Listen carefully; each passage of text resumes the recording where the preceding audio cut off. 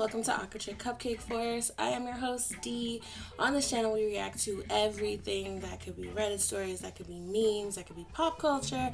I even play some video games, so if any of that is up to your entertainment standards, then you know where to find it. Okay, so I've got a wild Reddit story. Well, I wouldn't say it's wild, but it's uncomfortable, and I just wish OP the best. So let's just put it that way. This one's titled, Ex-boyfriend and I were van lifing across country. He kicked me out and all my stuff out last week, and I'm now 2 states away. I have his dad's watch, and he's demanding I deliver it to him. All right, so real quick. So yeah, like title says, we were both remote workers and decided that we could van life and see things while still working. We lasted about a month, and last week he flipped out over the way I sipped my coffee and told me I had to leave.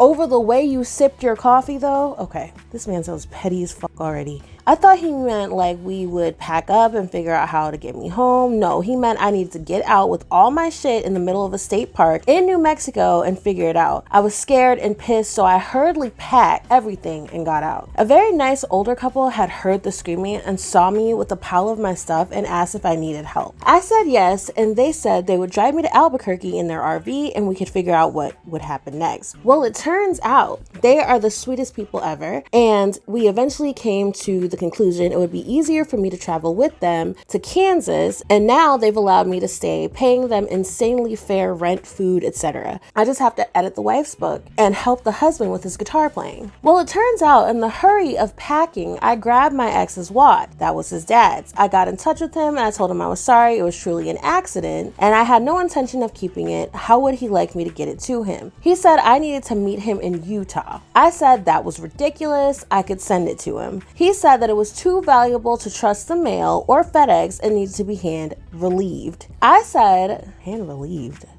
Does that word work there? I feel like I don't think that is the case. I said I was in Kansas and not coming to Utah, but I would return the watch to his brother when I got home in March. He said no. The only solution was for me to drive it to him. I said I didn't even have a car. He said, you're probably fucking half of Lawrence. Use one of theirs.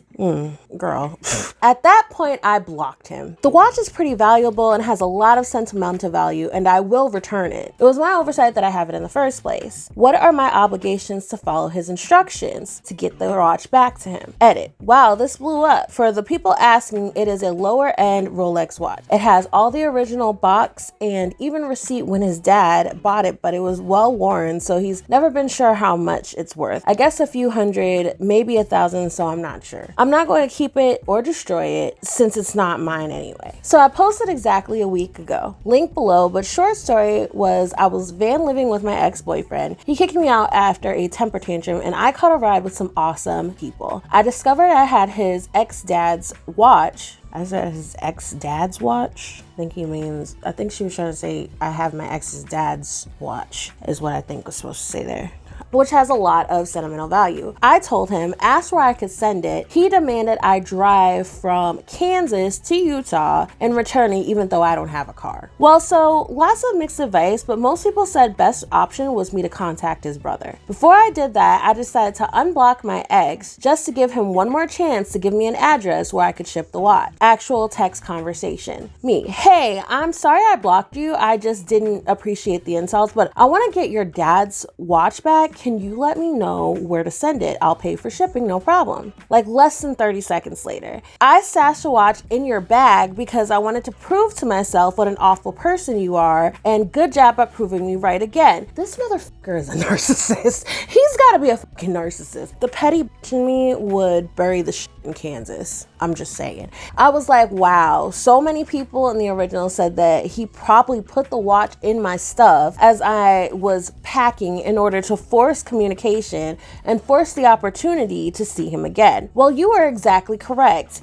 I didn't even respond to his text and blocked him again. I have no intention of keeping the watch, so I decided now it was time to contact his brother, who, along with his wife, has always been very nice to me. He was super appreciative. We spent a couple of days going back and forth, figuring out the shipping, but the watch arrived to him on Friday and all is good. He even Venmo'd me 1,000 for being so honest and contacting him, etc. I'm glad the brother's a nicer person. I make really good money, so I told him it wasn't wasn't necessary at all, but he insisted, so we agreed to donate it to a food pantry here in Lawrence. But I'm still so creeped out, thinking at the day when he kicked me out of the van and he was screaming at me, calling me all sorts of names. He's scheming to stay in touch with me. He was slamming all my stuff into bags, but that was cover for him hiding the watch. The fact that it was so deliberate, yet he thought of it so quickly, is so scary to me. We got along so well before we left, and he always seemed like such a great guy. And they always do before they turn into monsters. Otherwise, you wouldn't have got with him in the first place. That was probably him trying to coax you into believing that he was a decent human being, and it turns out he's a shithead. I'm just being honest. We got along so well. I don't know if the confined space of the van is too much for any couple, or if I bought out a side of him that I didn't know was there. Makes me sad and scared at the same time, but relieved it's over. And I'm relieved for you. Make sure you keep him blocked. Don't try to unblock him later and assume that things are gonna get better. This is not an AITA post. This is a relationship advice post. I guess I'm glad that he got his watch back, but man, anyway, you guys let me know in the comments down below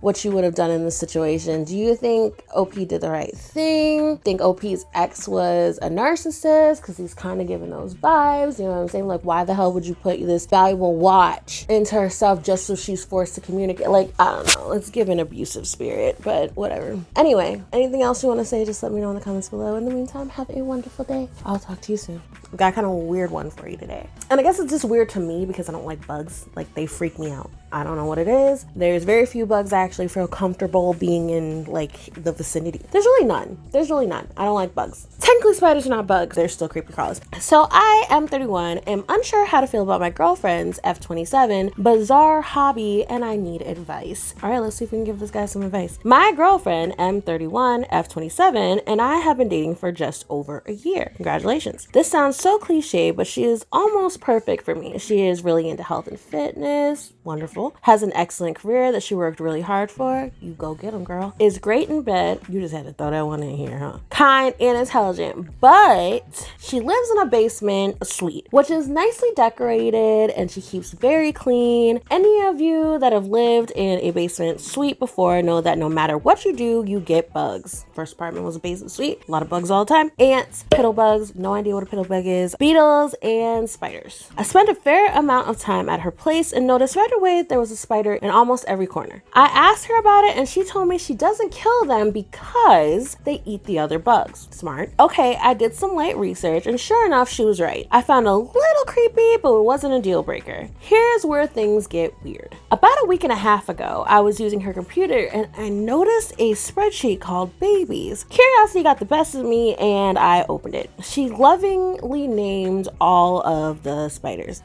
Kills the other bugs and feeds them to the spider and keeps track of it all in a creepy rear end spreadsheet. She keeps track of their food, their color, size, web size, and some other poo-poo that I don't really remember. It's funny that he just randomly used poo-poo. I closed the spreadsheet after I realized what it was about because I felt bad for snooping and was honestly pretty disturbed. I really love her and I don't want to break up, but I'm afraid that this is a sign of mental illness. Has anyone ever heard of anything like this before? Should I say something to her? Is it okay for me to ask her to stop? Is this really that big of a deal? I don't think it's that big of a deal. I mean, she's not doing anything different than anybody else who owns a spider as a pet would do. You find the food, you feed the food to your pet. It's weird to me. Like, I'm not gonna just live around a bunch of freaking bugs if I could help it, but no, I don't think that's a sign of mental illness. I think she's got her little pet. She's got corner pets. Let her have her corner pets. Should I say something to her? I mean, say what? Like, it's her apartment. Is it okay for me to ask her to stop? I think it's okay for you to address how you feel about her having these random spiders, but might not be a good idea for you to stop. But I mean, if you bring it up and she feels like she wants to not make you feel uncomfortable, then she'll make that switch. And if she doesn't make that switch, well, either you can stay with her and deal with it or you can leave. Is this really that big of a deal? That is between you and her to figure out. So the OP updated. So I took all of your advice and tried to embrace this part of her life. It was our anniversary last week and I decided to give her a spider themed gift. I was at the mall and one thing led to another and I ended up buying her a pet tarantula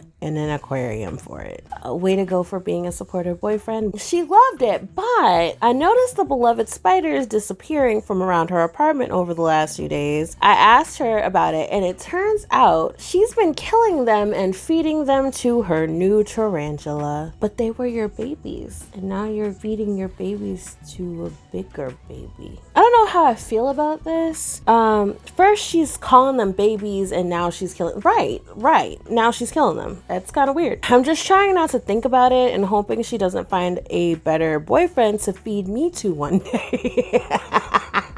LOL, oh well. Edit. Someone sent me a helpful message about spider food, care, etc. And it occurred to me that she might not be able to afford real food. Although she has a higher salary than me, she is aggressively trying to pay off student loans, so has virtually no extra money. I'm going to buy her a gift card for the pet store tomorrow. Thanks, Reddit. OP sounds like a super supportive boyfriend, so I love that. I love that for both of them, and I just wish them the best. So good on you, OP. You done good, kid. So y'all let me know in the comments below, how would you feel if your significant other had this random like spider interest? I don't know. Or tell me down below, are you one of those people who would willingly keep a spider? Have a wonderful day. Mwah.